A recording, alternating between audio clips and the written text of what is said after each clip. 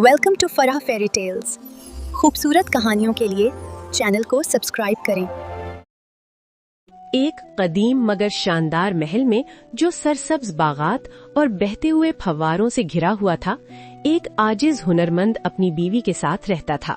उसकी असल महारत मिट्टी के बर्तन बनाना और उन्हें नफीस नक्शो निगार से सजाना थी। उनकी एक कम उम्र बेटी थी जिसका नाम इलारा था। बहुत कम उम्र में ही इलारा ने मसूरी और फन से गैर मामूली मोहब्बत जाहिर की। उसके हाथों में जादू था। वो अक्सर बागात में खामोशी से बैठती, अपनी फनकारी के जरिए हैरत फैलाती, जैसे हर ब्रश का स्ट्रोक किसी जादू को अपने अंदर समेटे हुए हो। ये शानदार महल वसी ममलिकत ओरेलिया में वाक़ था। इस सरजमीन पर बादशाह एल्ड्रिक की हुकूमत थी, जो एक रहम दिल और मुनसिफ हुक्मरान था और अपनी राया से बेहद मोहब्बत करता था। उसके साथ मलिका सेराफीना थीं, जो दाना और नर्म दिल थीं। लेकिन एक बड़ी परेशानी बादशाह के दिल पर भारी थी। उसका इकलौता बेटा शहजादा रवान। एक शाम बादशाह एल्ड्रिक ने मलिका से नरमी से कहा, मुझे रवान के लिए खौफ महसूस होता है। ईमान रखे मलिका, सेराफीना ने जवाब दिया, सब कुछ ठीक हो जाएगा।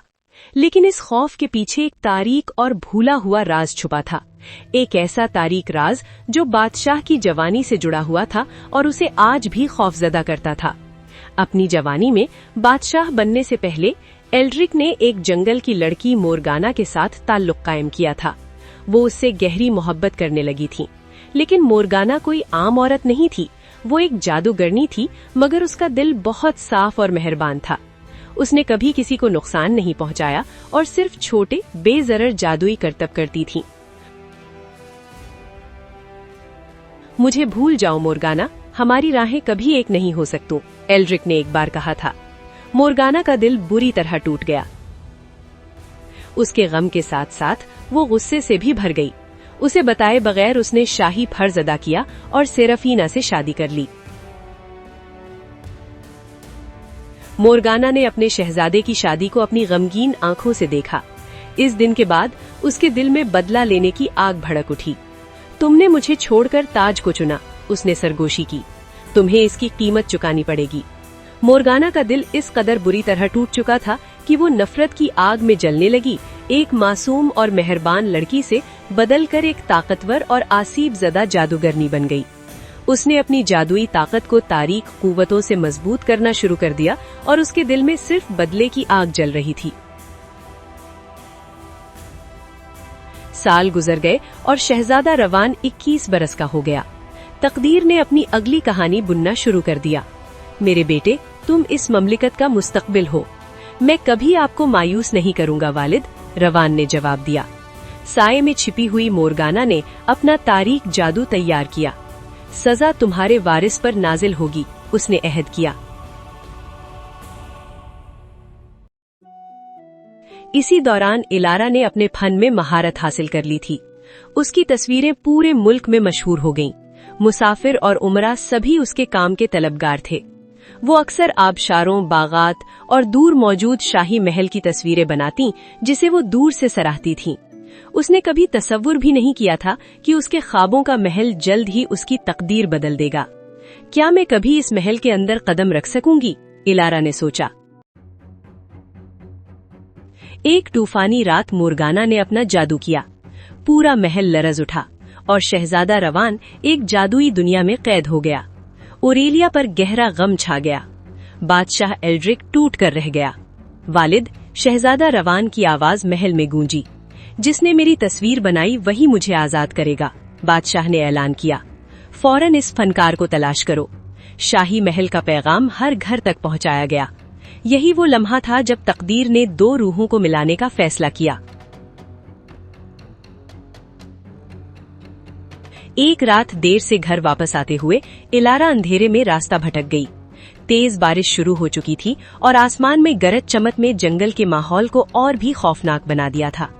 उसे एक अजीब सी झोपड़ी नजर आई जो मोमबत्ती की हल्की रोशनी में जगमगा रही थी। उसने दरवाजा खटखटाया। क्या कोई अंदर है? एक औरत ने दरवाजा खोला। क्या मैं अंदर आ सकती हूँ? इलारा ने पूछा। जरूर, औरत ने जवाब दिया। उन्होंने साथ खाना खाया और पूरी रात बातें की। तुम एक फनकार हो? हाँ, तुम्हारे पास एक नायाब सलाहियत है, औरत ने नरमी से कहा। इलारा नहीं जानती थी कि वो औरत भेस में मोरगाना थी।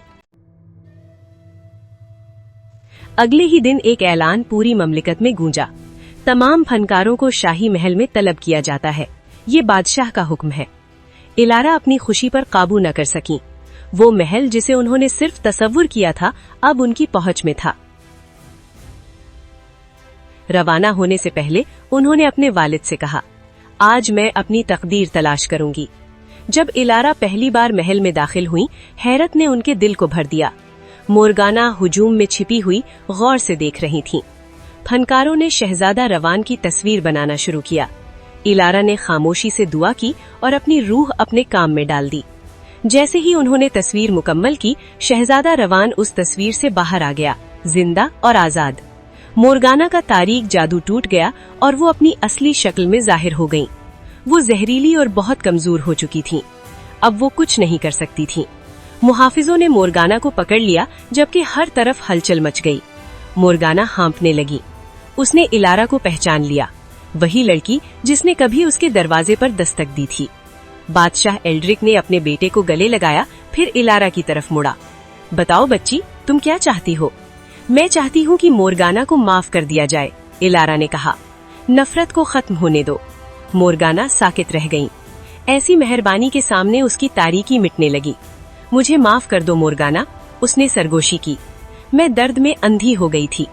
आज के बाद, इलारा ने कहा, यहाँ अमन होगा। माफी किसी भी जादू से ज्यादा ताकतवर साबित हुई। लव और फन का जादू पूरी ममलिकत में फैल गया। क्या तुम मुझसे शादी करोगी? शहजादा रवान ने पूछा। हाँ, वो मुस्कुराई। दोनों की शादी हो गई और पूरी ममलिकत में खुशी फैल गई। शादी के बाद भी इलारा ने अपना काम जारी रखा और अपने शौक की पैरवी की। ये सबसे खूबसूरत तस्वीर थी जो मैंने कभी देखी है, शहजादा रवान ने कहा। और यूं पुराने जख्म भर गए। खून के रिश्तों और बदले से बढ़कर मोहब्बत और नेकी ने कामयाबी हासिल की। फन के जादू के जरिए उरेलिया की ममलिकत की रोशनी मध्यम होने से बच गई।